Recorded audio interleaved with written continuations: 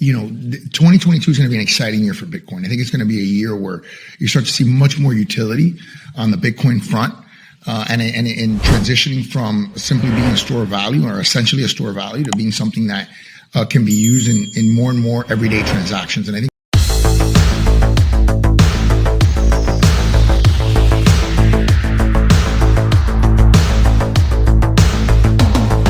Suarez and Timothy Papandreou, the founder and CEO of Emerging Transport Advisors. Thanks for joining us on Real Vision. Mr. Mayor, I'd like to start with you. You've made a lot of headlines lately talking about Miami Coin, giving a dividend to your citizens. So what's next in 2022 for Bitcoin in Miami?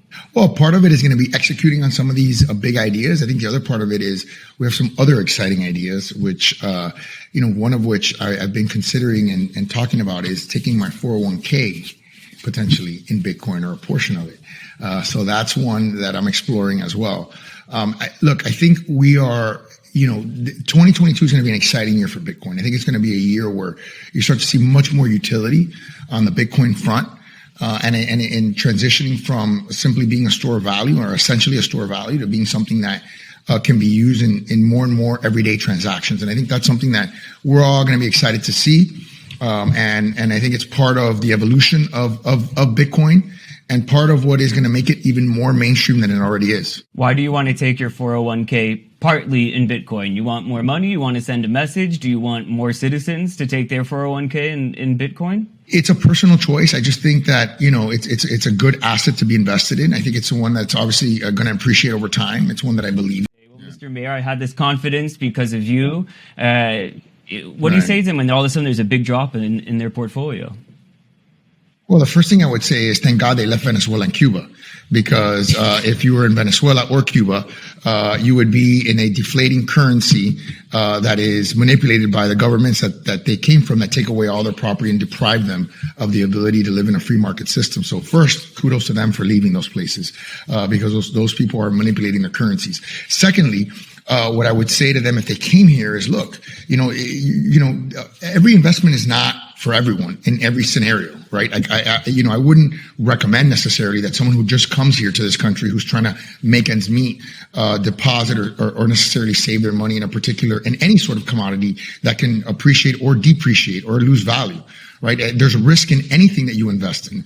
If you invest in a stock, it could go down. The company could go bankrupt. If you invest in a bond, it can go down in value. So anything that you invest in, you should invest, first of all, with a view that you could lose it.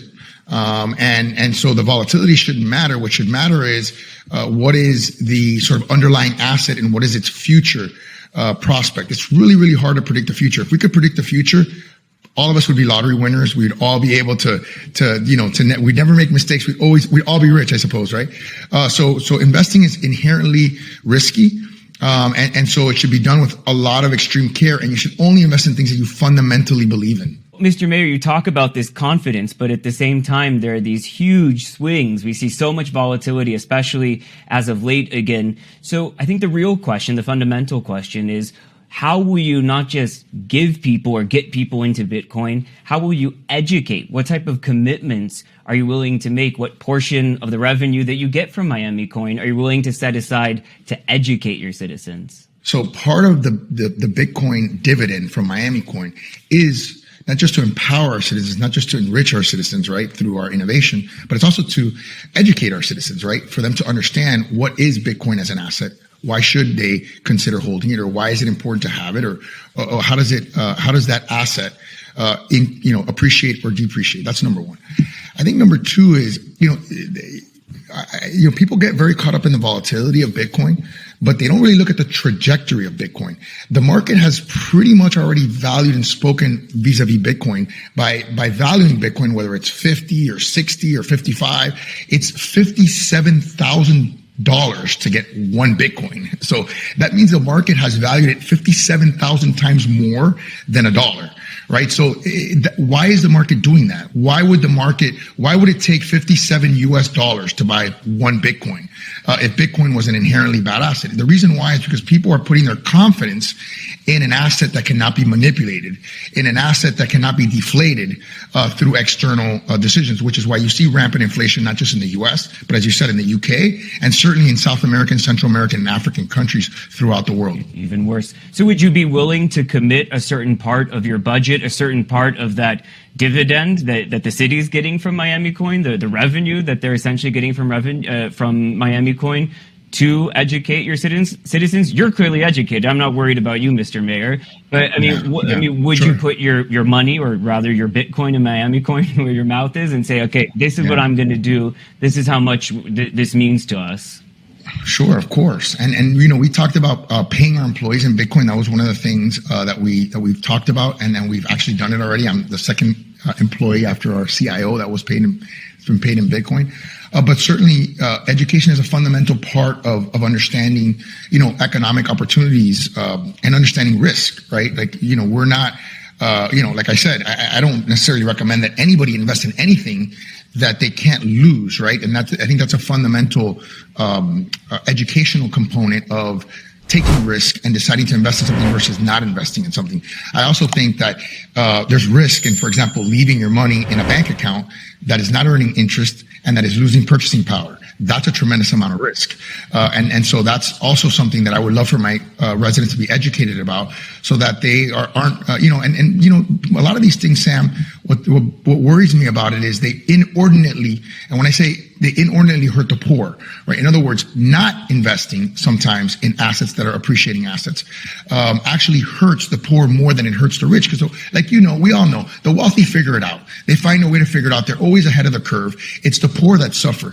And so right now, if you're an impoverished person and you're leaving your money in a bank account that's not earning interest and that's losing purchasing power, you are actually losing money. Whereas if you put it in an asset that's appreciating beyond inflation, and which Bitcoin has been certainly over the last few years, then you're doing better. And so those are the kinds of things that I think are important to educate people on as well. When I just think back on what I learned in high school, I learned about so much stuff that frankly was useless to me. Something like the conversation we're having now would have been much more useful. So would you be willing to, are you thinking about going and changing curriculum so that this can be the financial literacy is a part of the fabric of education, not just in Miami or the United States, but the world, frankly? Two things on that. One is we've already done it, right? So we've set up a bank account for kindergartners. Every single kindergartner in the city of Miami gets a savings account, and we have a financial literacy program that goes along with the savings account. So we've sort of established that already. But I think the second piece is even more profound, which is we want to create schools, not just education, but actual schools, charter schools in particular, that are chartered by the largest community college in our country, which is Miami-Dade College. And we want them to teach financial literacy. We want them to teach technological literacy, coding literacy, crypto literacy, so that our children can graduate with associate's degrees out of high school, right? So basically a college degree out of high school, and be able to get a high-paying job that we're creating in our community, in our society. We're talking a lot about the now, but I want to look toward the future, and that's why I wanted Timothy in on this conversation with us. So now that you've established Miami Coin, you're talking about these dividends, I really want to know, how do you think that Miami Coin could change infrastructure in your city long term? So I want to get your take on that, Mr. Mayor, and then Timothy, I want to know what you think about that, or what advice you have for people like the mayor who are looking at this. Sure. Well, Miami Coin, just to be clear, is a collaboration between an organization called CityCoin and a variety of developers and cities, right? So Miami was the first city they chose to create a coin. New York is the second city. And what's interesting about it is a percentage of the revenue generated by Miami Coin, just like it's a percentage generated by New York Coin, goes into a digital wallet for the city for whatever purpose we want. So it could be educational purpose, as you posit, which is not a bad idea. It's a good idea. It could be for infrastructure. It could be for affordable housing. It could be for a variety of things. One of the things we've decided to do is to stake it and which produces a yield, and give that yield directly to our residents to enrich our residents, right? How often do you have governments that are innovating, generating revenue, and actually distributing it back to your residents? That almost never happens. And then I think the second piece is that it is educational. Once you're able to, set up a wallet and receive this dividend.